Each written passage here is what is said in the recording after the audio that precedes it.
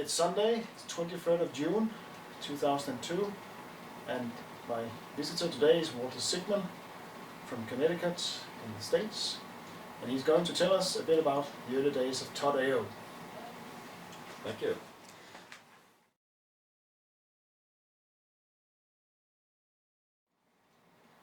Well, I was both an undergraduate and a graduate student at the University of Rochester in Rochester, New York. And the director of the Institute of Optics, where I took most of my training in optics, was Dr. Brien O'Brien.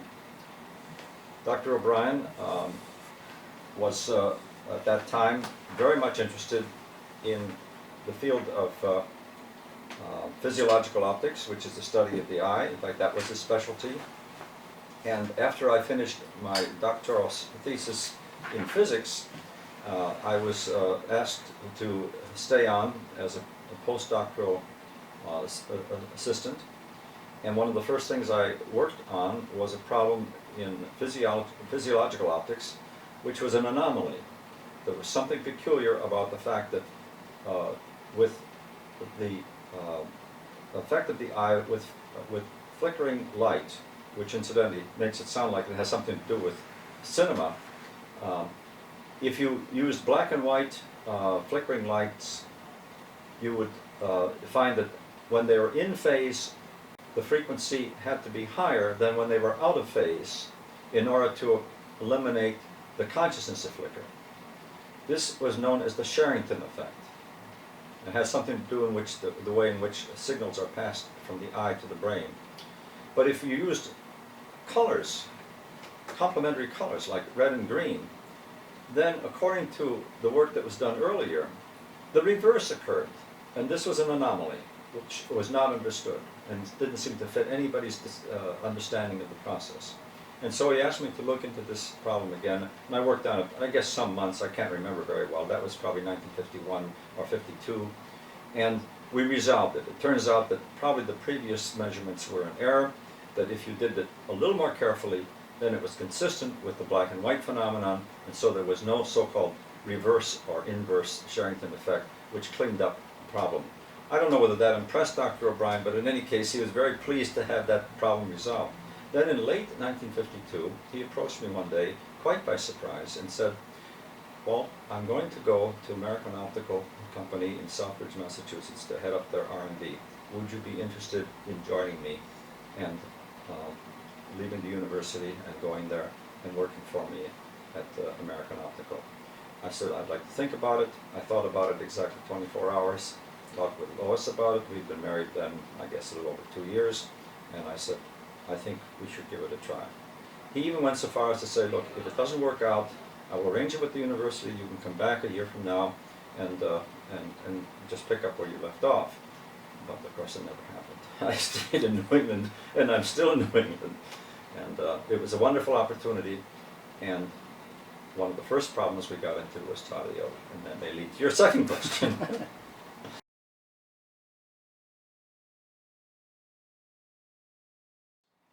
Well, first of all, Mike Todd had approached Dr. O'Brien, and in fact I was present on the first meeting, which took place at the Rochester airport, and in some days afterwards, he insisted that Dr. O'Brien come to New York to see the Cinerama process, but Dr. O'Brien, for whatever reason, felt that he wouldn't go. Maybe that was his own particular way of being a little bit aloof, but in any case, it was arranged that I should go in his place and make an evaluation, just to simply tell him what did I think of it. Well, the fact is, I went. I can't remember the exact timing of it, but I think I went in the latter part of the day.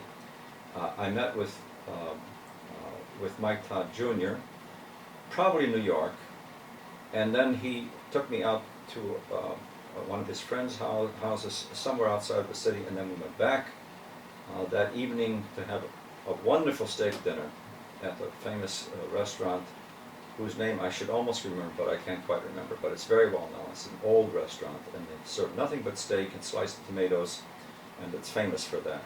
That was some of the razzle-dazzle that the Todds were used to, you know, to soften you up, so to speak. And the following day, he escorted me to the theater, and I saw a demonstration of Cinerama from the top, so to speak. But I was also given the privilege of going to any place in the theater and observing from whatever location I wished to do. One of the few things that Dr. Brien asked me to do was to measure the screen brightness. And he gave me an instrument which was his own personal photometer, a very ancient instrument, but also something that was very conveniently usable with battery operated. And I took a series of measurements of the screen brightness as though that were really important. The important thing was, of course, was the overall screen quality and then the complexity of the system, all of which I reported to in one form or another. But when I called him, and I think he asked me to do this, I did use the well-known expression, wow. And it was a wow situation, no question about it. Because at that time I was very intrigued with all kinds of motion pictures, and to see this demonstration was, well, it was very, very special. It was the best I'd ever seen of any motion picture. And wow was a simple way to express that feeling.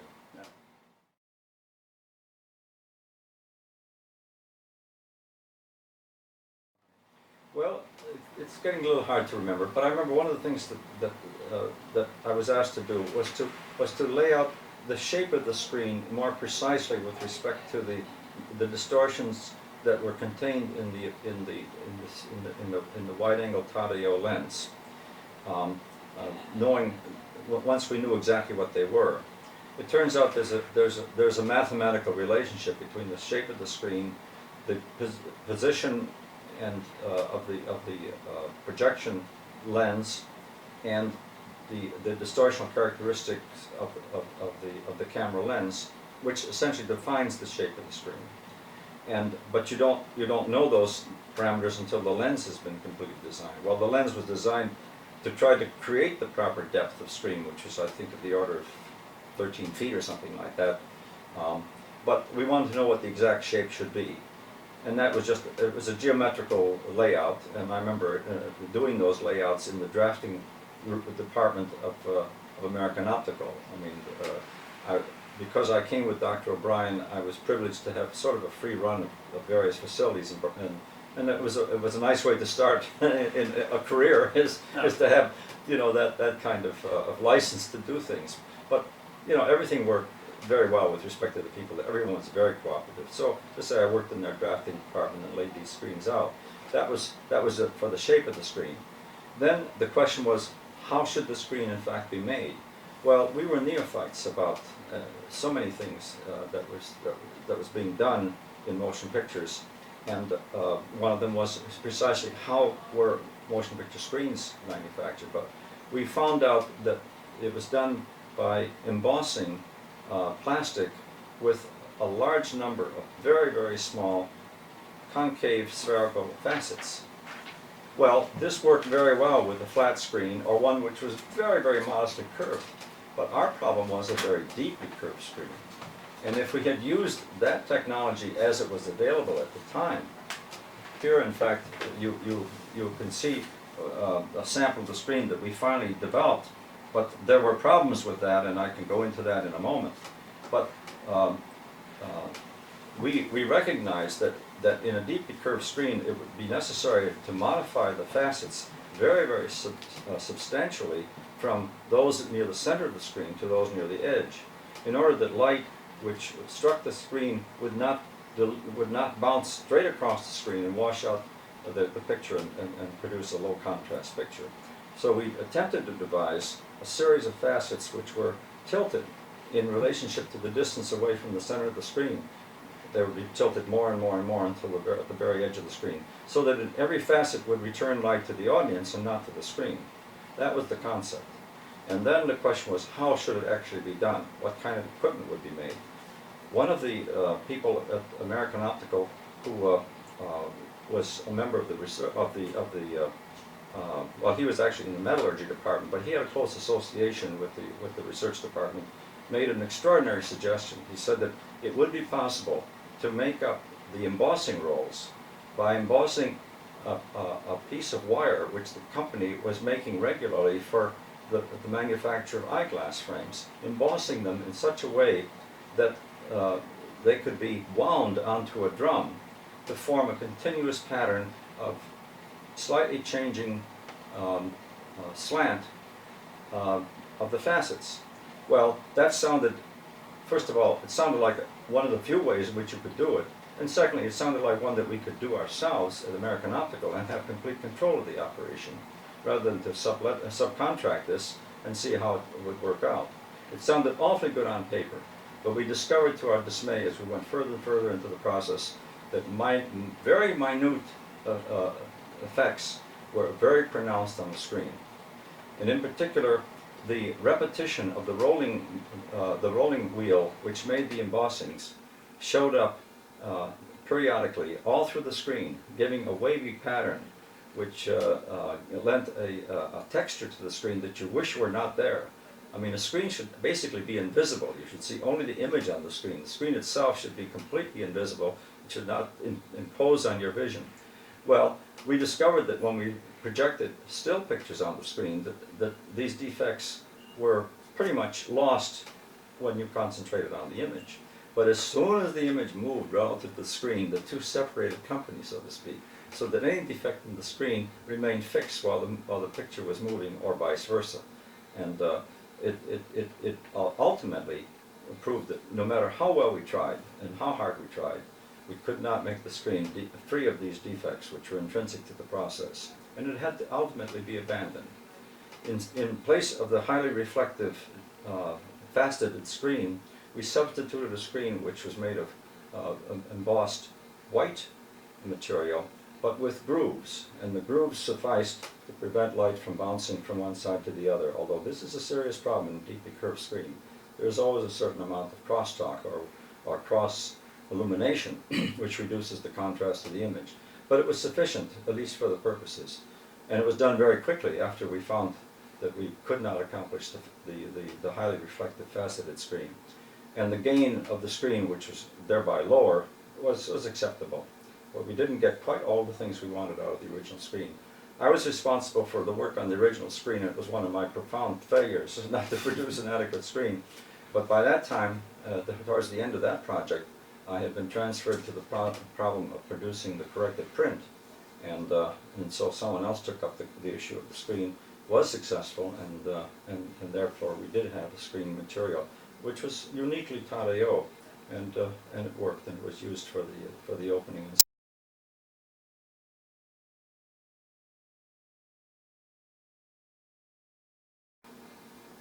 Well, let me see if I can reconstruct that as best I can. Dr. Brien, as I say, had just taken on the responsibility for running the department, the R&D department for American Optical.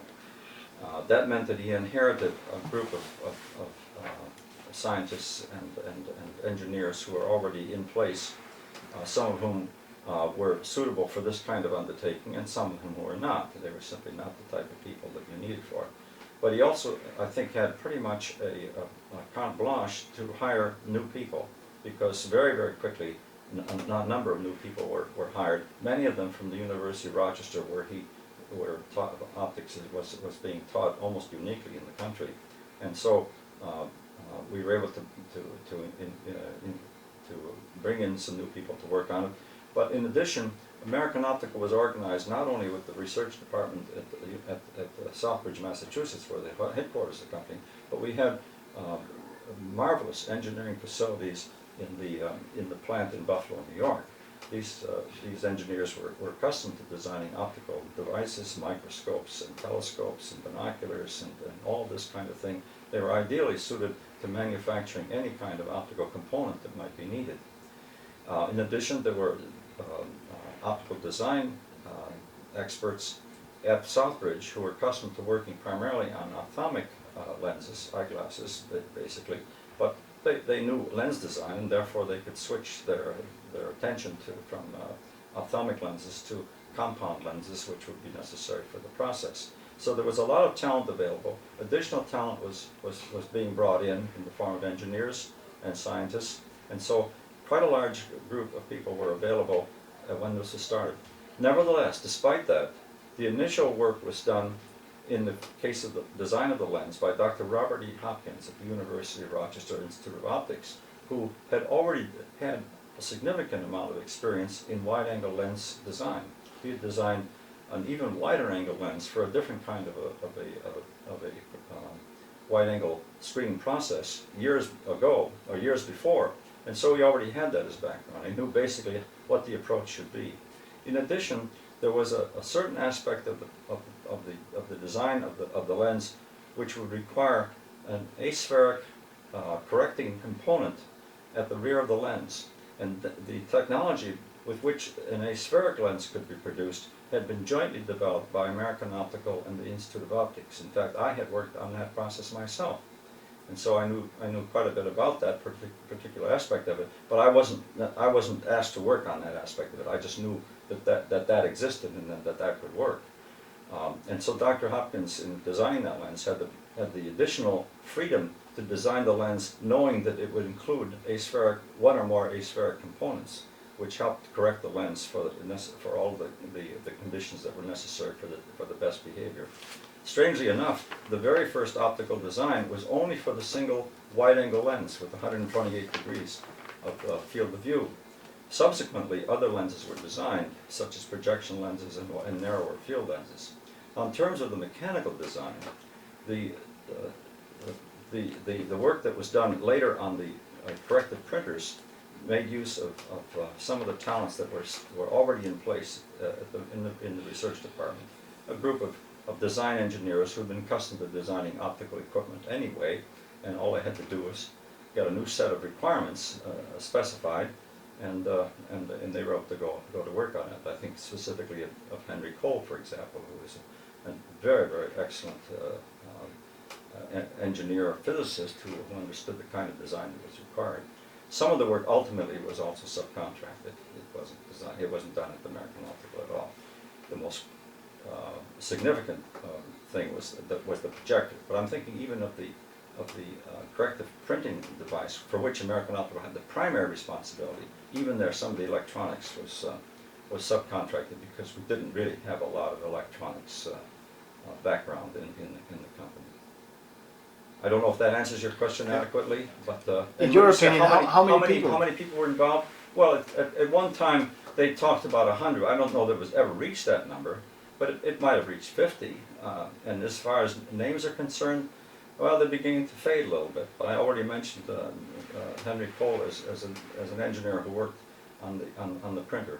Brien Jr. was involved in this program.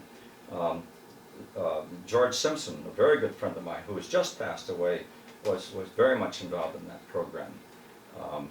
Then Dr. Kester, Charles Kester, was one of the people who worked on it. And in fact, when we were doing the actual printing, his wife actually worked in the laboratory as well. It would take a while for me to try to remember all the names that were involved.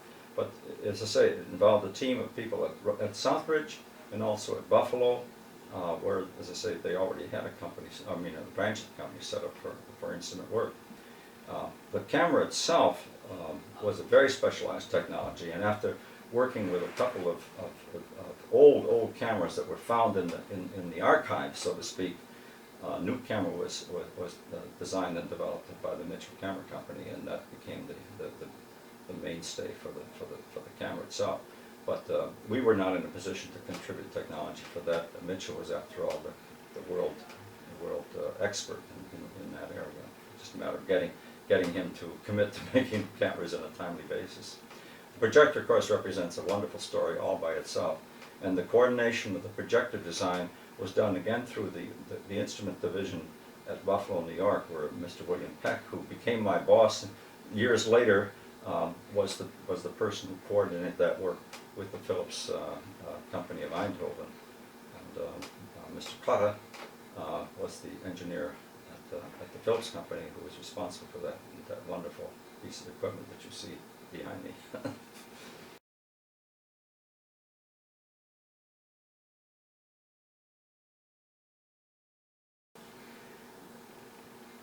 It's hard for me to reproduce that exactly, but I can remember being in the attic, the uppermost floor of the Institute of Optics building, and projecting pictures onto a screen to try to get some feeling for what was involved in wide-angle projection.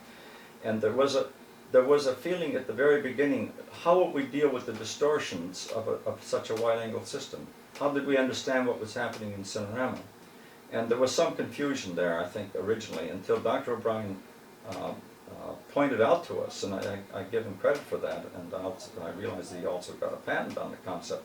He pointed out that the natural distortion that you get from a fisheye lens, which is a barrel distortion, which makes objects near the edge of the field more compact, more squeezed together than in the center, was precisely what you wanted to have in a lens if you're going to project on a deeply curved screen from a fixed point with a distortionless lens further back from the center perspective. He saw this basic geometry, and once he pointed that out, in a way, it fell into place. In other words, what the system demanded became almost an automatic feature of the system, in that in the design of a fisheye lens you get exactly the kind of distortion that you need. Now you could argue, well, that's only true for a single point in the audience, but in fact it spreads out enough so that everyone can get a fairly good feeling for the perspective and the sense of participation that comes from it. But only one person, in a sense, is in exactly the right place to see everything precisely reconstructed by the projection system. But once that was established, then we were basically home free. We could have the deeply curved screen, we could have a fisheye lens, which is the only way to design a very wide angle lens anyway, and then the two would meld together, and then the projection system could be more or less conventional. And that's what was also a goal. That's when Mike Todd said he wanted not to change the theater, he wanted to be able to project in the normal fashion from an upper booth. Then we knew that distortions, regular ordinary projection lenses would probably be appropriate. But what remained, and what carries forward now to the correction of the residual distortions, is the peculiar shape of the picture as seen from the projection booth. I mean, when you have the deeply curved screen, it does not look like a rectangle. And yet all frames up to that point were simply rectangular frames or square frames. Yeah.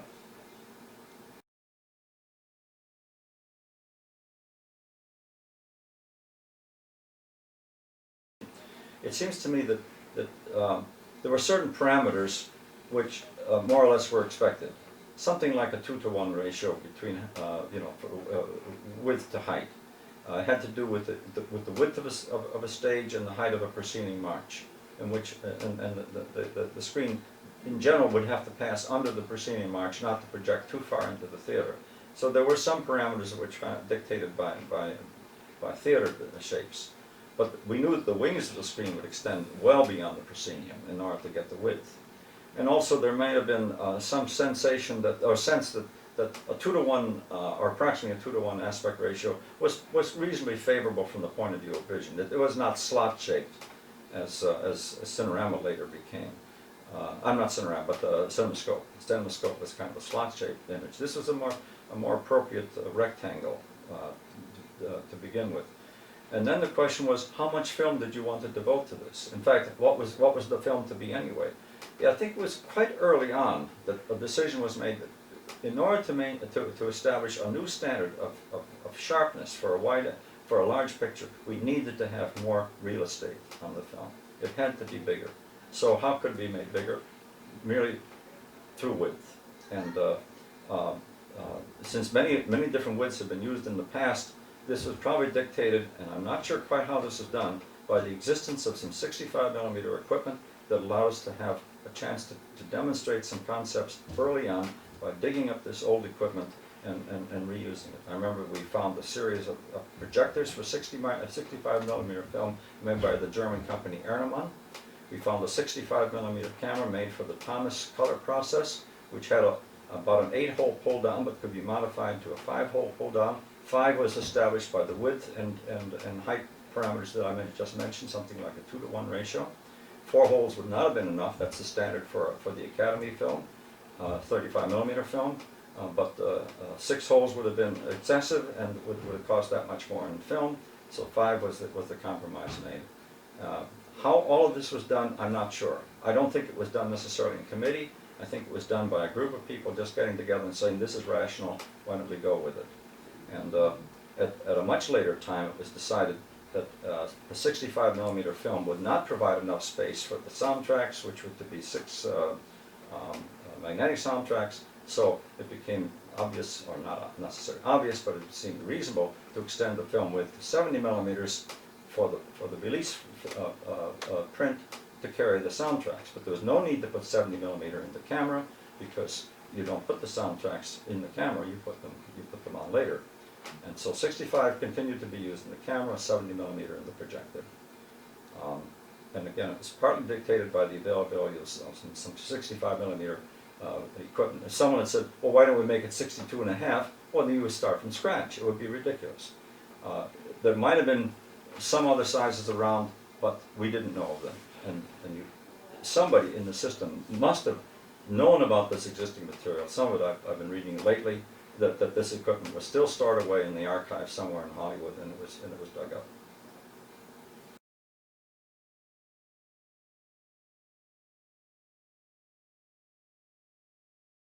Well, this of course was the premise behind the entire process, of the Todd-AO process.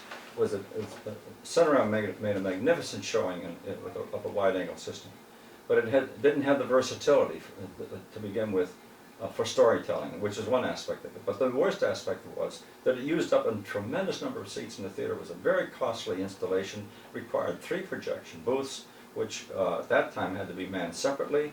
That was another cost factor, and but the removal of a large number of seats in the most favorable part of the theater was in itself already a deterrent, but it was simply costly. And what a film house, or the theater owner, would like to do is to install the least equipment that he can get to get the full benefit of the system.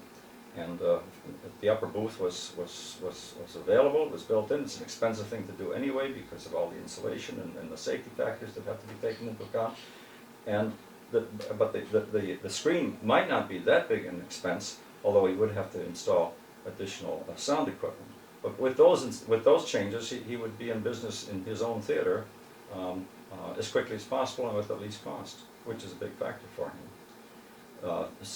Cinerama, as I say, was a tremendous display of cinematic technique, but it was a prohibitive process from the point of view of wide use of the process. I'm not sure how many Cinerama theaters of the type that I saw in New York were ever built, but it would have been a very costly way to proceed. Huh. At least that's how Mike Todd proceeded.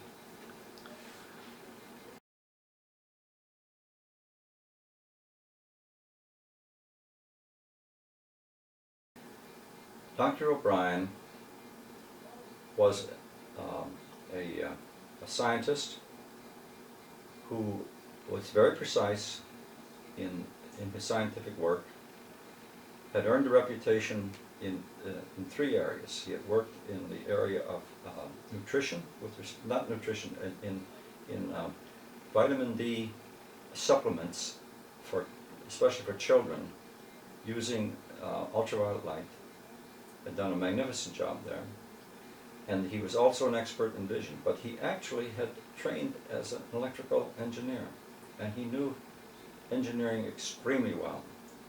He was also the type of person who could discuss on almost any subject, being a person with a fantastic memory and a wonderful way of expressing his ideas. I mean, he was not reticent about expressing his ideas.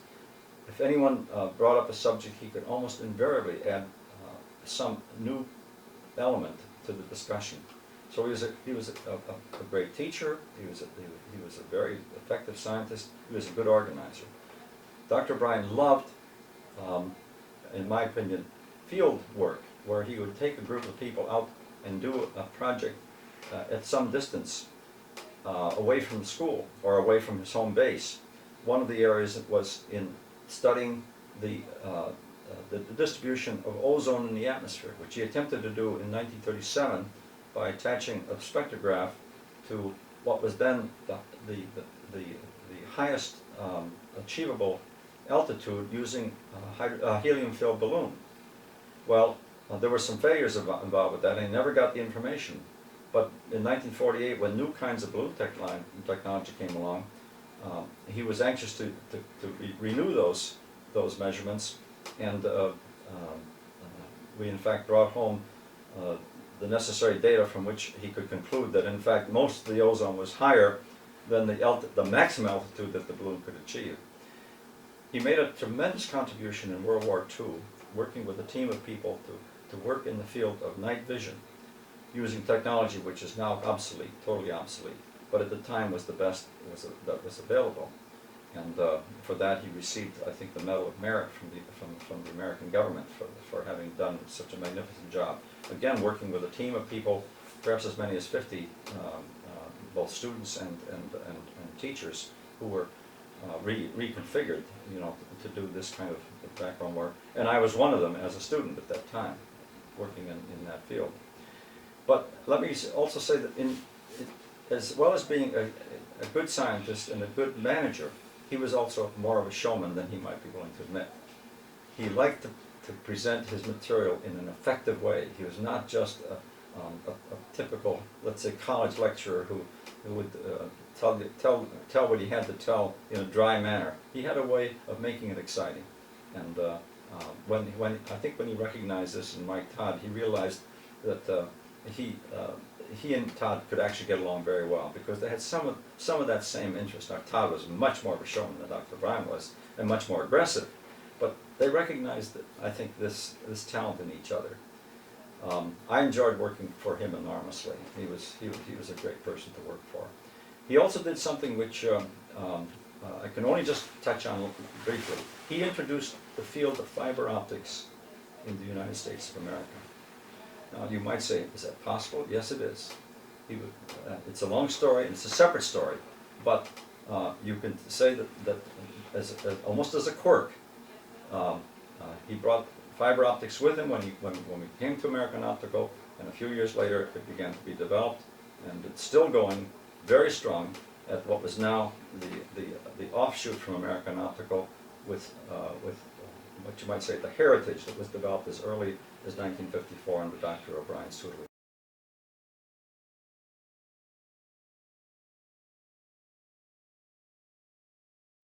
I think his contract when he joined American Optical was for a period of 5 years. That encompassed all the work on Todd-AO, which is the first thing he got into. Unfortunately, from my point of view, Todd-AO sort of got in the way of what might have become a whole series of even more important work.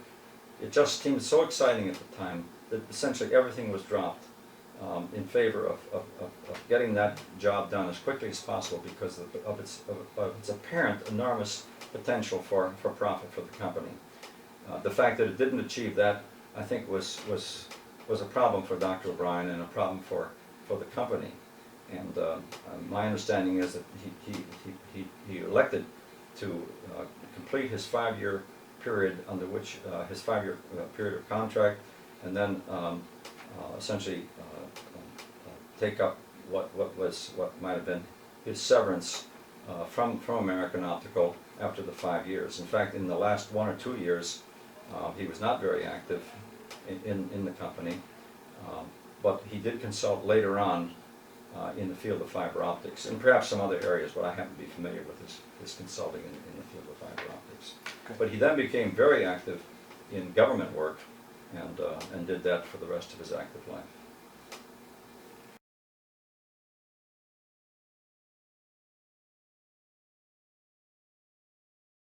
Well, in a way I've alluded to that already, and that is that when you design a very wide-angle lens, you have a couple of possibilities. One is to make it, I mean, there are all sorts of in between, but let's say there could be absolutely distortionless lens. Such a lens, for instance, is designed for aerial photography, for doing mapping.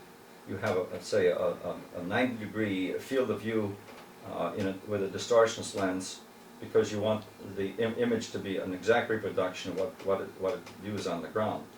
And wide-angle distortionless lenses were used for many, many years in taking pictures of architectural pictures, and sometimes, and you may have seen this, where it's used to take a picture of a group of people, let's say at a banquet or something like that. If you look at such a picture from the wrong perspective, which means that you're looking at further away than the center perspective, you find that in fact there's an enormous amount of distortion in such a picture. It's a distortion lens, but if you look at the image of a face near the edge of the picture, it's completely distorted. It becomes an oval instead of a round or whatever it should be, and it's really very ugly under those circumstances. So a truly distortions lens on a curved screen would have resulted in serious distortions from the point of view of the viewers. But beyond that, such a lens, it's very difficult to design such a lens with a high optical speed that is like let's say an f2 or something like that. Those lenses were usually designed to be around f16 or f22, that's extremely, maybe f11 or something like that, but never at very high speeds. If you want a high speed wide-angle lens, it really has to be what we call a reverse telephoto, or it has other names, but and it becomes a fisheye lens. And with a fisheye lens, you get barrel distortion.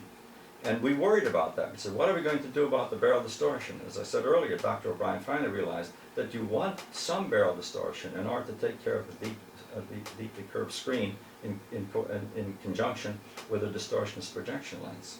And that's where the melding of the two worked out. But the reason that was fortuitous is because now you could design a fisheye lens that was, let's say, f2, so it could be used, but it wouldn't always be used that way, but it could be a relatively fast lens, and it would still, and give excellent image quality, which is what it did. I mean, the bug-eye lens actually had superb image quality, but it also contained, I think, 15 or 20 lens elements in order to accomplish that. So it's peculiar that you don't want a distortions lens, you want a lens that has a controlled amount of distortion. Now, the other side of that coin is that some of the distortion is not very desirable, and that is it makes vertical lines near the edge of the field curve inward. And so that and anyone who's looked at a fisheye lens photograph will recognize that. And that needs to be corrected. Fortunately, it's not as bad as it is for, say, a format of 3x2, because the vertical lines aren't as long, but they're long enough to be troublesome. So a telephone pole appearing at the edge of the bug-eye lens is definitely curved. We dealt with that later in the printing process. That was one of the goals of the printing process. Later. But to understand how that affected us at Southbridge, after the opening of Oklahoma, where we made as good a print as we could up to that time, although we might have been able to do better if we worked a little harder at it, but we worked pretty hard. Everybody trusted us to come up with a good print that would be very acceptable under normal Hollywood criteria. Well, I think when this failed to happen, the first thing that happened was that they took the master negative back and had it and used it to make contact prints, and we never saw it again. But what they gave us was a duplicate negative that was made with internegative, and it was a complete duplicate negative, and we could continue working on that. And so that thereafter, and that's when I got involved more deeply in the printing process, was when we had the duplicate negative, and we were working on that to try to make a better print. But the real problem was that we were doing it without any expertise in that particular activity. And it does take some expertise to make a good print. And we were kind of naive about it. And as a result, it was a very time-consuming and very inefficient process. And then after we found that we were stumbling around quite a bit, somebody suggested that we bring in somebody who actually had some experience with it, and they helped us enormously to get an acceptable print. But even at that time, we were still working with the duplicate negative. Now, what happened to the prints that we made, I really don't know.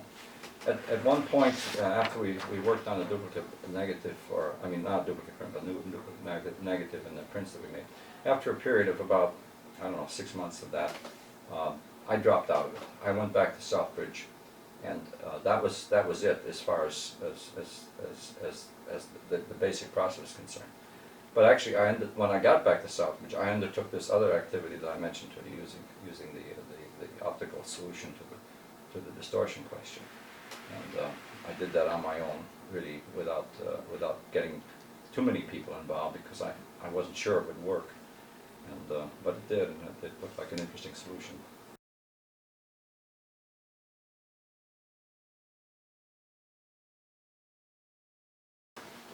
We recognized fairly early that if you're going to project from the upper booth, you have to make some compensation. You can't just tip back the screen, because then the picture, you could say, well, why not tip back the screen so that the axis of the projector is perpendicular to the center of the screen?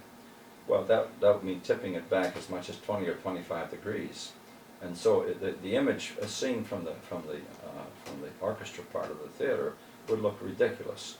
The horizon would go upward like a pan, or a dish.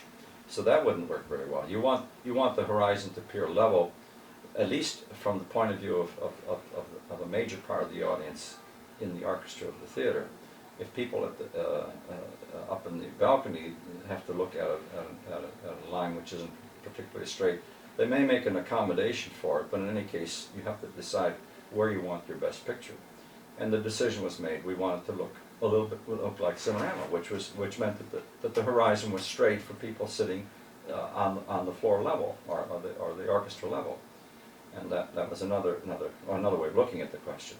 Well, to do that with a curved screen meant that the image really had to look like the screen looked as viewed from the projector, from the projection booth. And at 25 degrees, that means it has what we call a droop shape.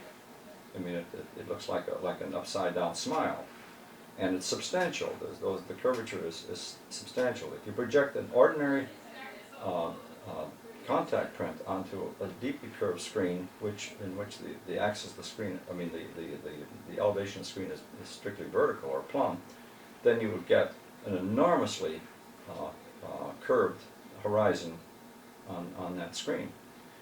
And so that was one of the considerations. Then there are two further considerations that come along with that. One is that in addition to the curvature, which we call the droop, you have keystone, which simply, if you again looking at the screen from the point of view of the projection booth, you realize that the bottom of the screen appears. I'm sorry. The bottom of the screen appears to be wider than the top, and if you don't correct for that, then vertical lines are going to be very, very slanted when seen from the audience, from the orchestra part of the audience. So that had to be corrected. And finally, the third correction was for the fact that the bug-eye lens, the 128-degree lens, would cause vertical lines to be curved due to the fisheye effect, and that had to be straightened out. So we had three kinds of distortions to compensate for projection from an upper booth. And the question was, how should that be done? Well, we played around with a number of ideas. I did some of the very preliminary work involving using a lens to project a slanted object onto a slanted image plane and so forth. And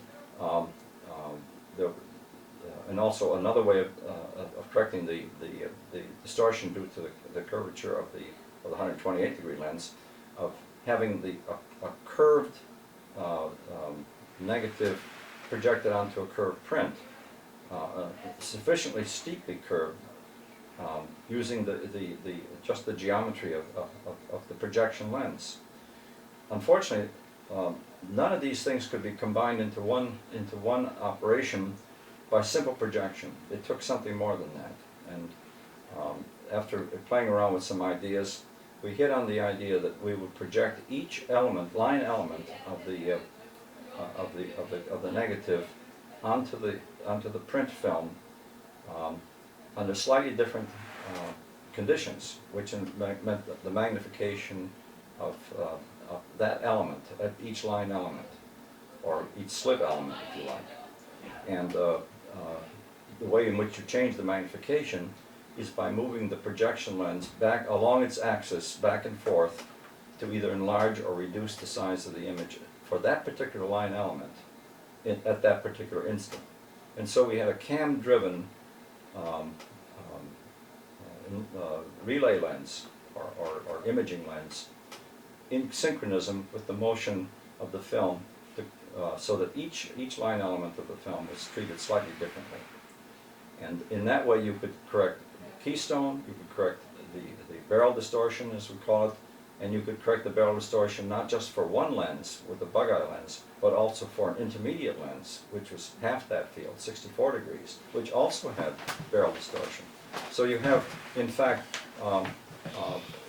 3 different settings for the distortion. This, in fact, just today, I brought Thomas this lens, which is the prototype of the 64-degree lens, which was designed by Dr. Robert Hopkins, because the people in Hollywood said we can't work a storytelling movie with only a wide-angle fisheye lens, 128-degree lens. We do need some some narrow-angle lenses to tell stories and get close-ups. So this lens was designed to provide only 64 degrees field of view. That's the full field, and then 2 other lenses were selected and mounted to provide 2 narrower fields of view, 48 degrees and 37 degrees. And those 4 lenses became the standards for the Todd-AO system.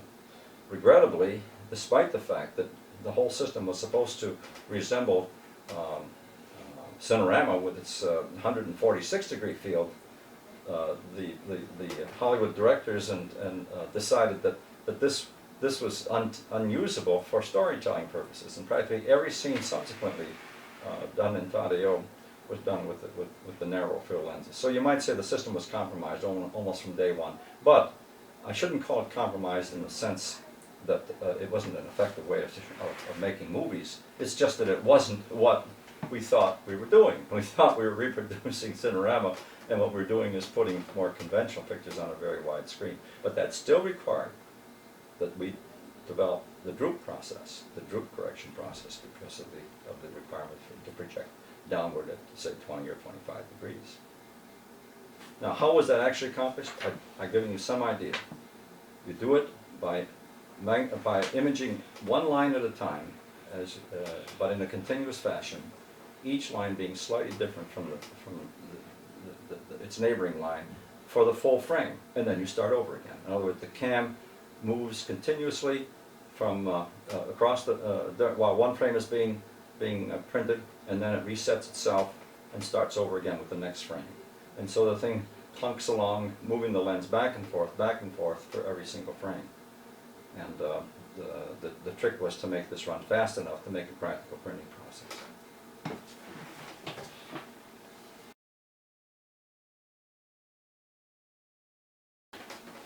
We made a Mark II printer, which was based on a slightly different principle, and it was the one that we started with at the printing laboratory in Fort Lee, New Jersey. And that was to get us going so that we had something to show.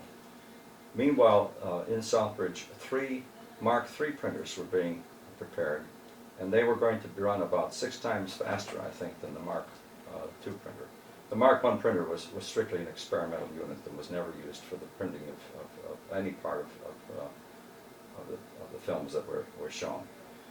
It was just a study or an engineering model. But the Mark II was set up as an operational model, but it was hideously slow. It was extremely slow. It would have taken months and months and months to make one print, and that was impossible. So that those of us who were at New Jersey trying to get this system running, were constantly in touch with Southbridge. When can we get the Mark III printers? Well, they finally did arrive, and they did speed up the process, and we did get a print made in time for the opening, which had been scheduled previously, December something or other in 1955.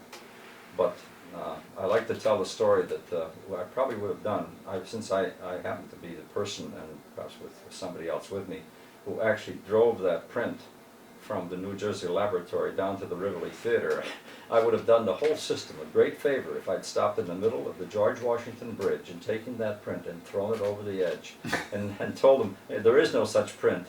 show contact print and forget about the corrected print. But I didn't do that. I didn't dare do that. But looking back at it, it might have been a good thing to do, was to just abandon that print, because it had serious flaws, and those turned up in the reviews that were printed on the day after the initial showing. But it did have the distortion correction that was called for. That part worked. There were little flaws, cosmetic flaws, if you like.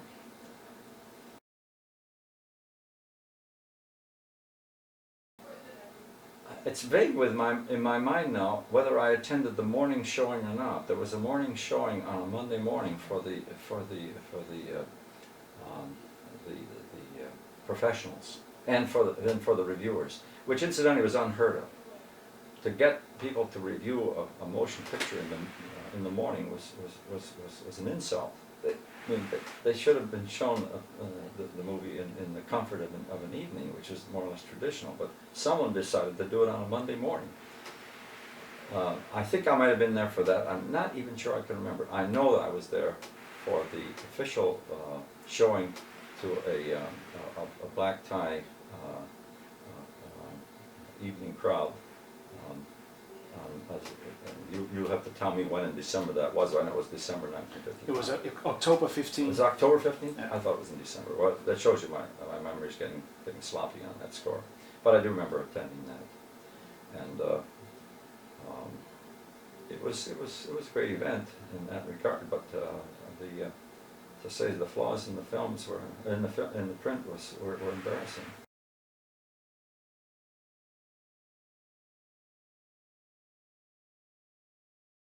I had the privilege of sitting with Fred Zinnemann and Arthur Miller, who was not the Arthur Miller of Death of the Salesman, but another Art Miller who had been hired to oversee the printing process at Fort Lee, New Jersey.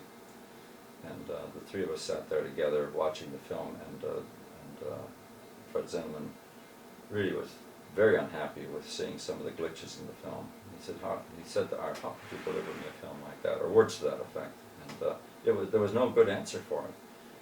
I can't remember what Art might have said, but I think he just felt that the system had not been perfected, and that he was expected to work with equipment that wasn't up to motion picture standards. Well, it was, in a sense, experimental equipment. We have to admit that. And that's why I say it might have been better to have just deep sixed the entire print and told them, go with a contact print. You could say, how could you go with a contact print with the upper booth? Well, you couldn't. But there was a lower booth already designed and built into the Rivoli Theatre, so it could have been projected from there.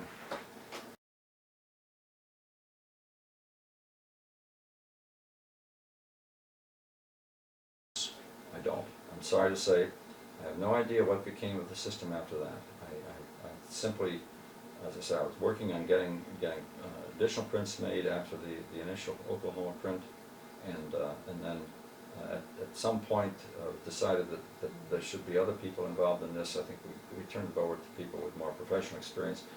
I was working, with no background in the motion picture business at all. Let me tell you though that there's a sideline that if someone had asked me in 1950, what kind of a career would you like for yourself,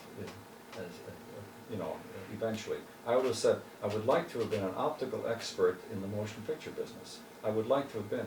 Briefly I was, but after 3 years of Todd-AO, I was glad to go on to something else.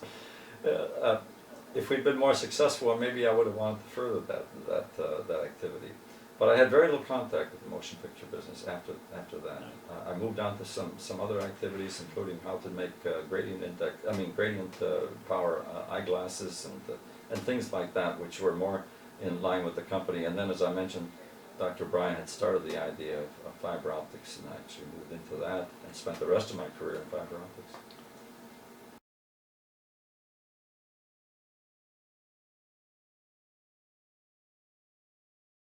Oh yes. They were. Oh, yes, definitely. In fact, the print that we made and sent to the Rivoli, I believe, had been soundtrack. Yeah. I believe it was. No, I'm not absolutely sure of that. They may have run that sound separately.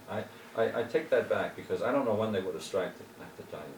That must have come later. But I have in my possession, in fact, some corrected print that have magnetic tracks in them.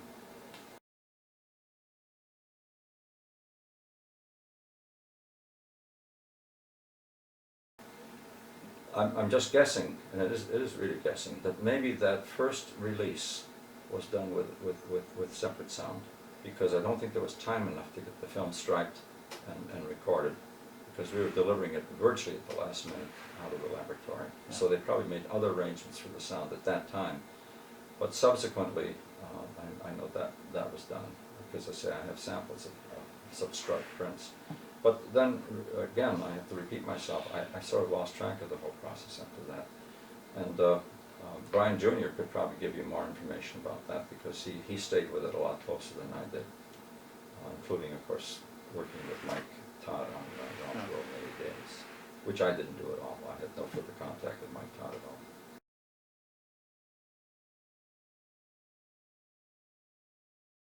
No, I wasn't part of seeing any of the films being made, but I will say that the company set up a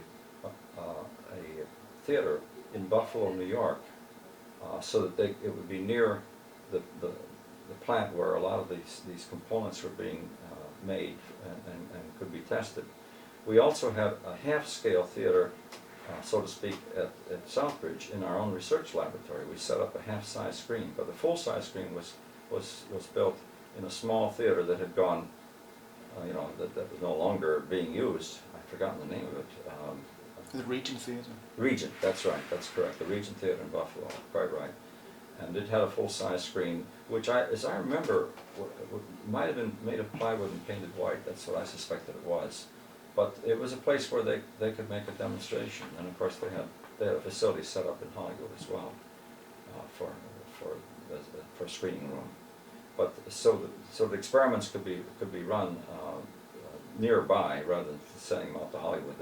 We'd set that up in Buffalo, and there was no one other theater, if you can call it a theater.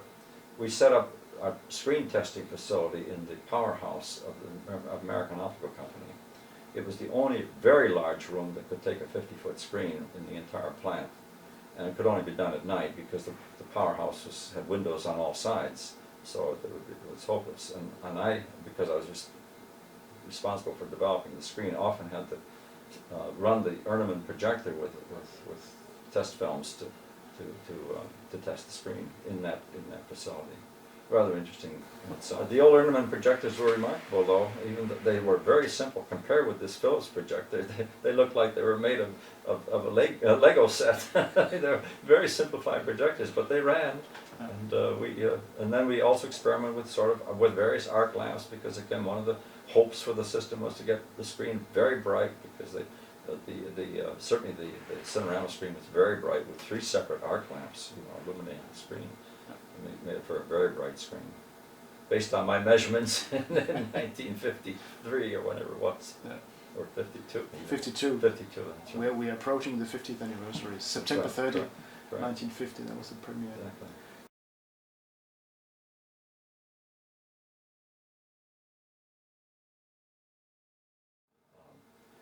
I was present, fortuitously, if you like, at the very first meeting between Dr. Brien and Mike Todd.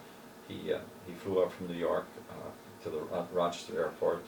We met him right at the airport, sat in a booth, as I remember. I don't know whether anything was eaten at that time or maybe coffee was served, I'm not sure. But he brought with him a person who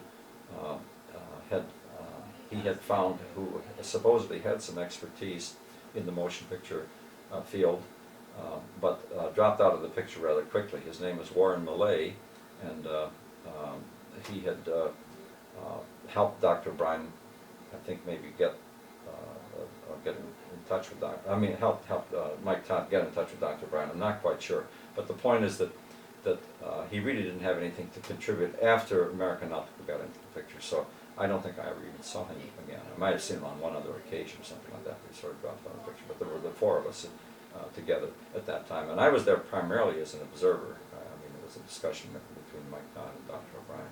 And he tried very hard to persuade Dr. O'Brien at that time, but Dr. Brien was not ready to make a commitment. And it took some weeks, I guess, after that to put the deal together. But American Optical had I thought, a wonderful opportunity here to break out of its traditional lines into something new.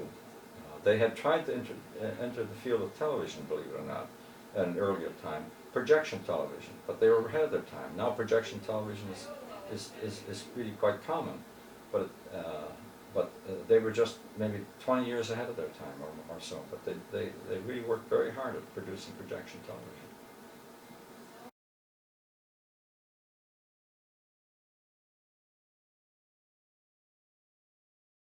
I did for about 6 months.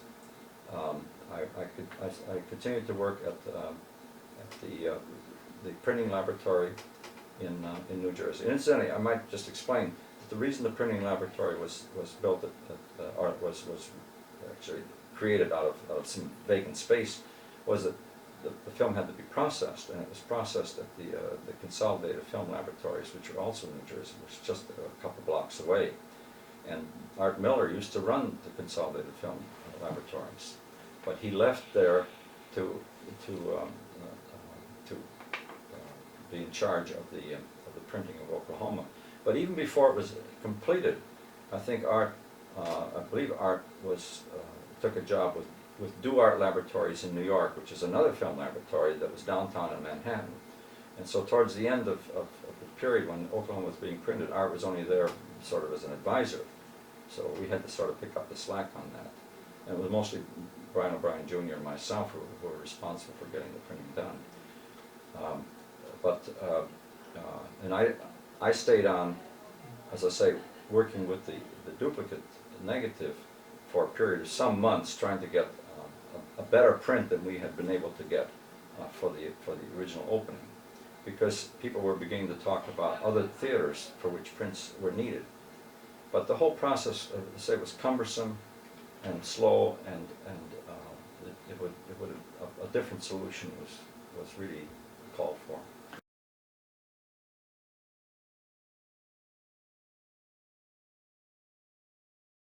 In principle, yes, but as a practical matter, I think probably maybe only 2 or 3 different types were made. The principal difference is just the angle of the projection onto the screen. I think maybe in some cases they tip back the screen slightly anyway, but I'm not sure of that. I never saw any other installations other than the Regent in Buffalo, which I think was a vertical screen. I don't believe it was tilted, and the Rivoli, which was a vertical screen.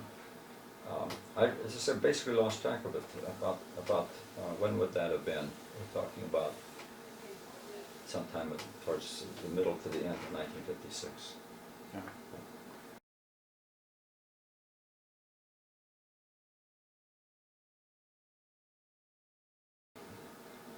I know this, that the laboratory in New Jersey was closed down earlier because the machines were shipped back to Southbridge, the Mark III printing machines, and the Mark II probably along with it. Although it was no longer used immediately after the first of the Mark III printers arrived. Then the Mark II was put out of use because it was so very, very slow and inefficient. But anyway, those machines came back and they were stored for a couple of years. And then the word essentially came down, and I don't know quite who or how it came down, but it came down to the effect that those printers were obsolete, they were never going to be used again, and like a bunch of vultures, engineers and assistants tackled those machines to strip off what they thought were going to be useful components, and it was really a sacrilege to destroy these very nice pieces of engineering just for their components. I wish at least one of them had been preserved so that it could be put in the archives along with other old pieces of motion picture equipment, but sorry to say it wasn't. So all we have left are the pictures, and we don't have the printers. We do have a few of the corrected prints lying about, including some that I have and some that Thomas has, but the printers are gone. I do have a very few components from the printer. I wish now I had taken a box and collected a few more of myself. I'm not even sure there's a complete set of drawings of those printers in existence any longer, but you do have the photographs. And Henry Cole and I can still tell you about them, but perhaps not much of it. Well, and Brien Jr. I mean, the three of us perhaps can still describe what they did and how they did it, but that may be the extent of it.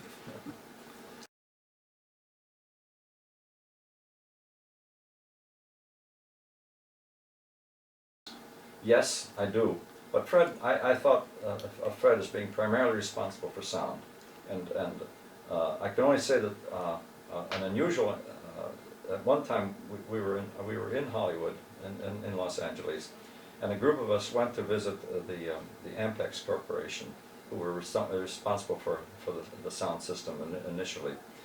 And the most unusual aspect of that is that we had a luncheon date at a restaurant somewhere in Los Angeles, and just as we pulled up, I saw two of my neighbor friends from where I lived in Rochester, New York, who were parking cars at that time, and I never saw them again, but in that brief moment I was able to see them one more time before we separated our lives forever. But for that brief instant, I don't remember too much about the sound aspects of it, but except the decision to go with 6 tracks, 2 of which would be inboard of the perforations, and 4 of which would be outside perforations.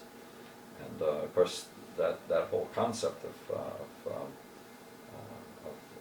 magnetic recording was really just getting underway at that time. I mean, I'm not sure how long that had been tried, but it was the obvious thing to do at that stage of the development of Todd-AO, is to go with magnetic sound. I remember him as being, you know, a very, very agreeable person. A person who I think was more of a problem for us from the point of view of what you might call a conflict between the Hollywood expertise and our own almost lack of expertise with Skip Sanford, the cinematographer. I mean, he rightfully, I have to say, identified the printing process as being a problem, a real problem. And he was concerned about it, and we had a demonstration at one point, and he was mentioning that he said there surely has to be some other way to do this. It turns out he was absolutely right, but we hadn't determined what that alternative should have been. And I look back now on that particular incident very poignantly, because I realized that he'd said something which should have been the beginning of at least some re-examination of the whole issue of how to correct the picture for the screen, and we didn't do it at that point. We kept a narrow focus on the printing machine, and it was not a total success. It might have been perfected at some point. It was just, you know, it was a lot to do in a short time. But there was also the window of opportunity for Todd-AO was also very limited. You know, if it had come a year later, by that time it probably would have been just lost in all of the scuffle of all the different processes that were being done at that time.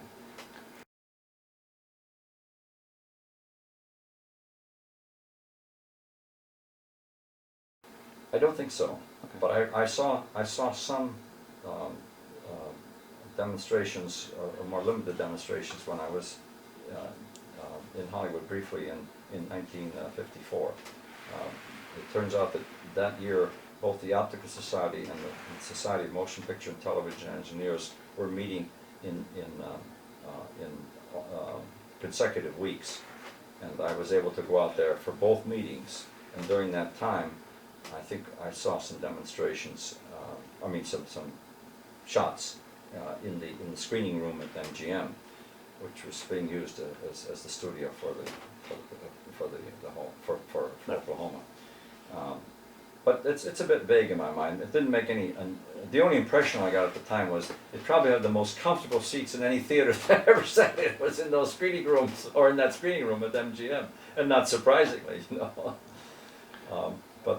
No, I don't think I saw it for the press. I think it was just a group of us privately.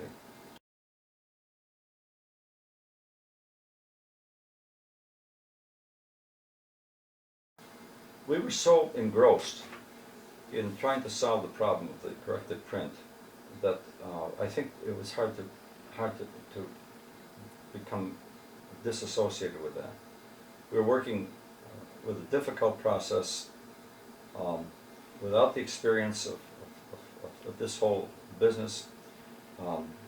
We ran into a problem which we didn't anticipate, which was very, very worrisome, and that is that we found that the master negative, which cost $7 million to make as a film, was in fact, had been cut in the usual traditional way in Hollywood and was covered with scratches.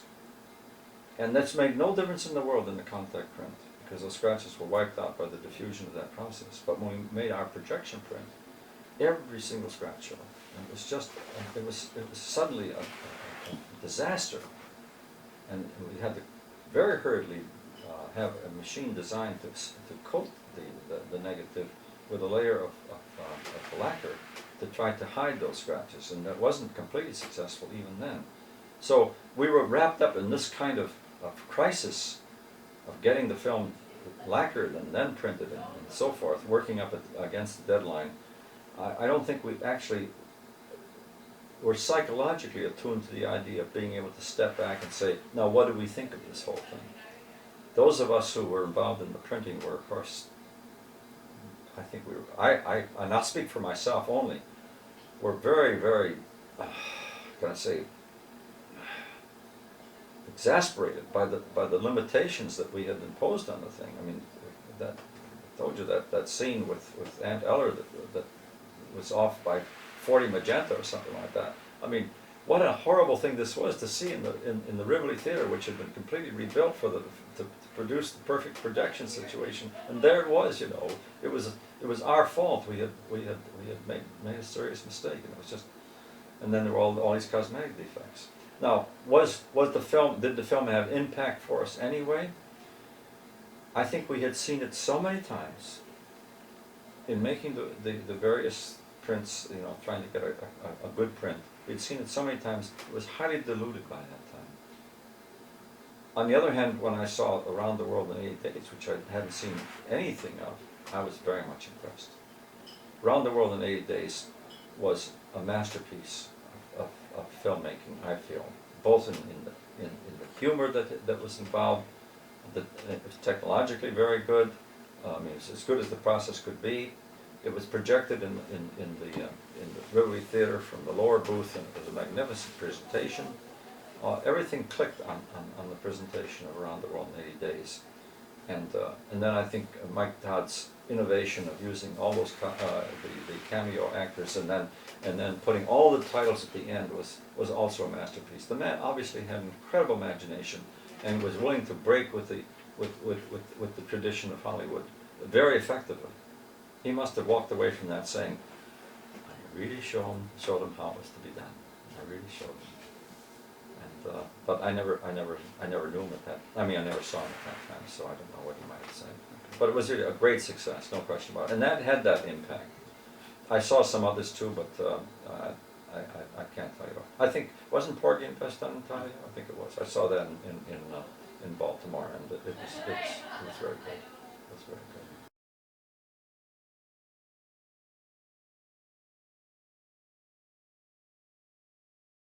Well, you know, I've already described it to you. It was the most exciting. It was the most exciting time. And it was exciting for a number of reasons. First of all, I told you, the one thing I wanted to be when I was 25 years old was to be an optical engineer in the film industry. And here I had the opportunity to do exactly that. And I mean, it was sort of a wonderful fulfillment. But I didn't want to be associated with something that didn't come out quite right. But that's how it worked out. But it was exciting. And when I talked to both Brien and Henry Cole, who were there along with me, I mean, the three of us were involved in that, we all agreed it was one of the most exciting times in our life. And it's because of the pace, it was the people, the impact that we could have made, the fact that we were dealing with something which is show business, you know, as against something in the laboratory that might emerge eventually, something like that. But we're dealing with show business. It just has that natural aspect. And speaking for me personally, I was very, very interested in motion pictures anyway at that time. Very interested. I loved going to the movies. And this was sort of to be the ultimate movie.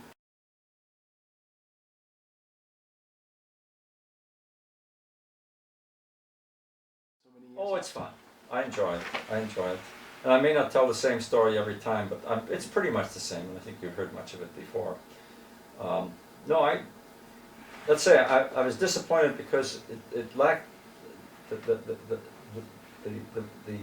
nice touch of the perfection where you could walk away from and say, totally proud of what we had accomplished. I wish we could have said that. And we came close. And it had an impact. I mean, it did affect motion pictures to some degree, but it was such a marvelous opportunity, and we felt a little short, and that has always bothered me all these years. And maybe that's unfortunate to record this, but I tell you the truth, that's the way I feel about it. And yet, it was a wonderful time. It's a wonderful time.